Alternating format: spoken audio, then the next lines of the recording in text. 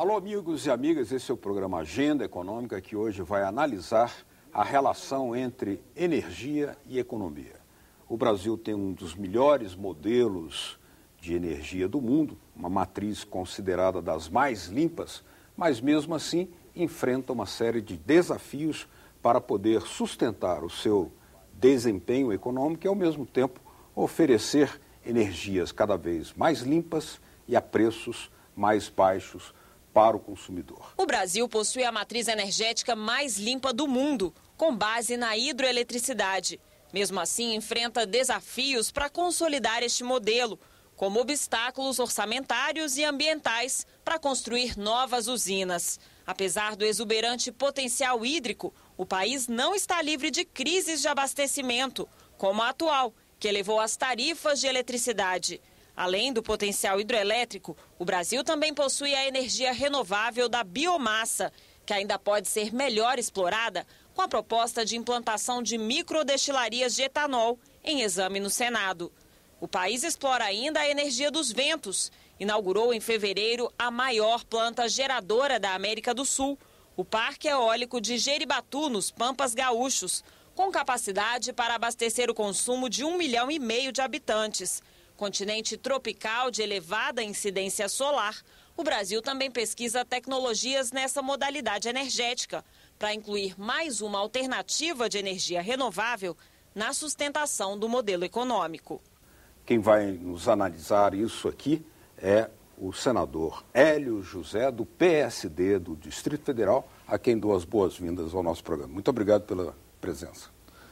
Valeu, Beto Almeida. É com muito prazer que estou aqui presente nesse programa, um programa que trata de assuntos relevantes, importante para o Senado Federal, importante para o povo brasileiro, importante para Brasília, né, e para o nosso Brasil. Senador, qual é a avaliação que o senhor faz hoje no modelo energético? Porque, ao mesmo tempo que estão em construção uma série de obras de grande porte, o Brasil também está inaugurando usinas de energia eólica, mas a conta da luz, que é aquela que chega lá no consumidor, ela teve um aumento e precisa de uma explicação sobre isso. Qual é a avaliação inicial? Olha, Beto, o Brasil está passando por uma séria crise. A crise da estiagem e além de outras questões políticas também, igual o povo está acompanhando. A estiagem nunca foi tão grande como nos 2 últimos anos. Isso, igual você falou, e é verdade, a matriz energética brasileira é uma matriz energética bastante limpa, porque é uma matriz majoritariamente constituída por geração hidrelétrica, né? E a geração hidrelétrica, que os rios brasileiros é generoso na questão da energia, no Brasil, ultimamente, além da questão problemática da estiagem, que fez com que os reservatórios fossem esvaziando, tivesse uma geração menor, né? Porque foi a maior estiagem dos últimos 80 anos, esses 2 últimos anos, né? O Brasil optou, nos últimos anos, para fazer usinas a fio d'água, ou seja, usinas que não têm reservatório. Essas usinas que não têm reservatório, ela não permite você poupar aquela água toda que vem com as chuvas, que vem com a coisa, e isso não te permite você ter essa energia na hora que precisa, como agora, por exemplo, nessa crise toda. Isso é parte da explicação da crise atual? É parte da explicação da crise atual, principalmente energética. Eu sugiro, vou até apresentar projeto nesse sentido aqui nessa casa, que, por exemplo, no Sudeste, por exemplo, devido a essa crise toda, que a gente construa barragens de contenção para poder simplesmente armazenar a água, para que as usinas abaixo possam utilizar no momento como agora, nessa crise toda. Então, a gente está estudando a apresentação de alguns projetos nesse sentido. Cito, por exemplo, o caso de Belo Monte, né? Uma obra muito grande, muito cara, e que não vai gerar toda a energia que poderia gerar, cerca de 12 a 14 mil megawatts, por causa de quê? Porque as turbinas utilizadas são turbinas à base de fio d'água, aí não armazena, consequentemente, a utilização firme de energia de Belo Monte vai ser na ordem, poderia gerar de 12 a 14 mil, vai ser na ordem de 4.500 megawatts, entendeu? Então, toda aquela água da chuva, igual nós acabamos de ver uma chuva forte no norte do país, né? Que inclusive inundou algumas cidades importantes, tipo Rio Branco e outras, né? Que teve em Porto Velho, teve problemas com chuva, a gente não pode armazenar, porque a usina é fio d'água, vai embora, entendeu? Então, essa opção, que foi uma opção discutida no sentido de diminuir, minorar os impactos ambientais, por um lado, lá no recinto, mas aumenta os impactos ambientais em outro lugar, porque quando você tem que gerar térmica poluente, chuvas ácidas, megawatt caro, tá certo? Quanto um megawatt de uma usina hidrelétrica, por exemplo, fica na base de 90 a 100 reais, o megawatt de uma térmica é mais de 800.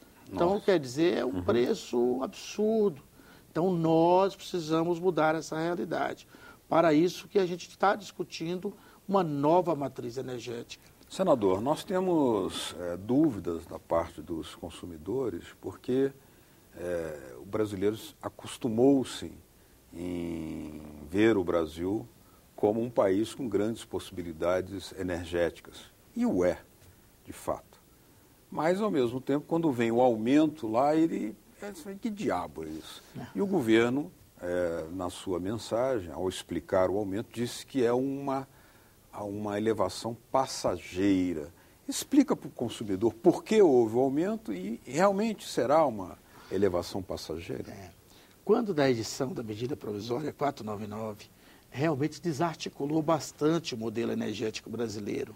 E isso originou praticamente uma quebradeira em série das empresas de distribuição, das concessionárias de distribuição de energia elétrica, que estão com muitas dificuldades de caixa, né? Também teve uma dificuldade grande das subsidiárias geradoras de energia, né? Porque alguns recursos que eram repassados não foram mais repassados.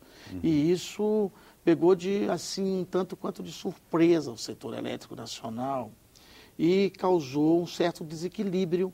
Daí, e também aquele anúncio no ano passado, que não ia aumentar os preços da energia, coisa e tal, aí represou e agora não tinha outra alternativa para a recuperação, para a sobrevivência do setor, para que as empresas distribuidoras de energia elétrica possam existir, precisava fazer o aumento. O senhor faria algum tipo de relação entre a situação existente agora e aquela que alterou subitamente a modalidade que havia na produção de energia, produção e distribuição de energia, que era sob o comando do Estado, depois houve um processo de privatização que atingiu geradoras e distribuidoras.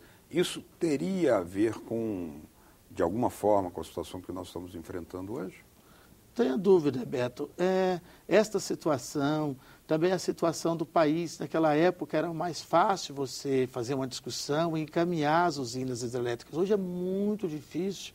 Um projeto como esse, por exemplo, para voltar no Belo Monte, como o de Belo Monte, se eu tivesse aqui no Senado naquela oportunidade, eu tinha encarado a discussão sobre a questão de usina, de turbina a fio d'água, não. Porque eu acredito que o lago de contenção um pouco maior, com esses milhões que estão sendo investidos em Belo Monte, poderia dar um alívio muito maior para o nosso país, gerando mais energia firme, em vez de seus 4.000, 8, 10 mil megawatts firme, e, consequentemente, dando condições de fazer um preço melhor, mais acessível. Porque hoje, com essa crise toda, tem que gerar muita térmica, e você já viu que o preço do megawatt da térmica é muito caro. Além de ser poluente, é muito dispendioso para o nosso país. Ou seja, de toda forma, existe um impacto ambiental. Grande, um impacto ambiental. Porque a produção hidrelétrica mais reduzida Exato. Gera a vulnerabilidade que leva à utilização das termoelétricas. Perfeitamente. As termoelétricas, geração de carbono, poluição na natureza, tá certo? Então, quer dizer, aquecimento, né? Então, é uma crise ambiental. E tudo bem, eu entendo os argumentos ambientalistas, que a inundação é um pouquinho maior, mas daquele lago que se faz, traz outros benefícios. Turismo, traz benefícios para as pessoas que moram na região.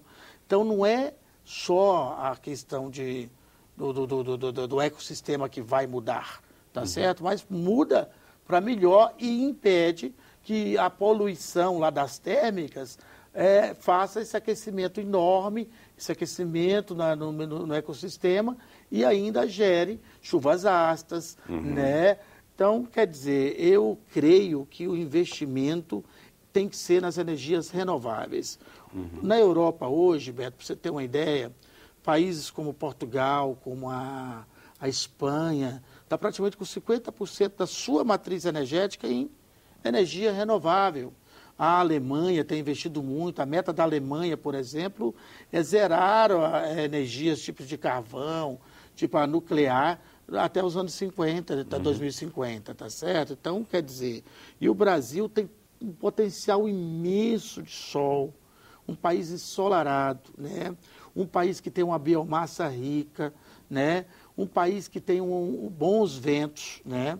Tanto é para você ter uma ideia, a eólica, por exemplo, há 8 anos atrás era traço, nem existia praticamente eólica no país. Hoje a eólica, a energia dos ventos, é uma energia que tornou-se uma realidade. E o Brasil já tem a maior usina eólica da América do Sul agora. Além de recém-inaugurada. Recém-inaugurada.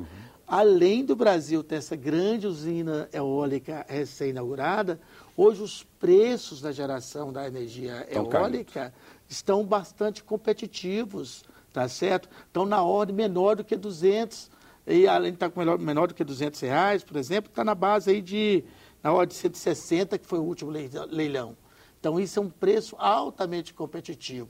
Se você imaginar que a hidroelétrica, que é a energia mais barata de todas, está na ordem de 90 a 100, tá certo? Senador, explica para a gente, assim, essas dificuldades, por exemplo, que nós assistimos em relação ao processo de construção de Belo Monte e de outras grandes hidrelétricas também, isso remete a uma indagação em torno do papel a ser cumprido pelo Estado e pelas empresas que o Estado tem para, digamos, comandar esse desenvolvimento do setor energético. No caso, a Eletrobras. Perfeito. Você acha que o papel da Eletrobras vem sendo cumprido de acordo com uma expectativa que considere o campo energético como um campo prioritário, um projeto de país, um projeto de nação?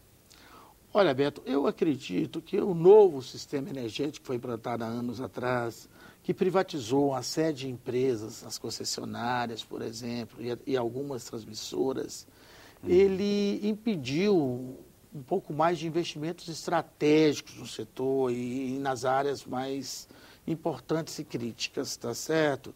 Eu acho que a Eletrobras, como todo o setor, precisa aperfeiçoar, precisa melhorar.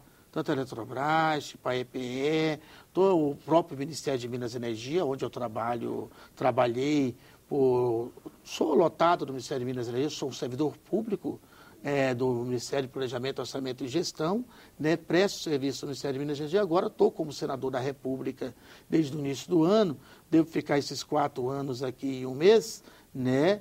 Mas aliás, ainda... sua formação é engenharia elétrica, não? Sou engenheiro eletricista, formado na UNB, na turma de 1982. Entrei em 78 e saí em 1982. Né? Então, pude acompanhar bastante essa questão elétrica. Eu já trabalhei na Eletronorte, trabalhei 3 anos e meio na Eletronorte. Fui concursado, sempre concursado, concursado público, empregado público da Eletronorte, depois fui empregado público da SEB por 26 anos, também concursado. A sua carreira é toda nesse setor elétrico? Nesse setor elétrico. Atualmente eu estou de 8 anos e meio no Ministério do Planejamento, Orçamento e Gestão, como analista de infraestrutura concursado, servidor público federal, prestando serviço no Ministério de Minas e Energia, no Departamento de Monitoramento do Sistema Elétrico Nacional. Senador, eu vou pedir licença ao senhor para a gente fazer uma pequena pausa aqui e no segundo bloco nós vamos continuar aprofundando esses temas já mencionados, especialmente a grande potencialidade que o Brasil tem para as energias renováveis. Bacana. Continue com a gente. Até já.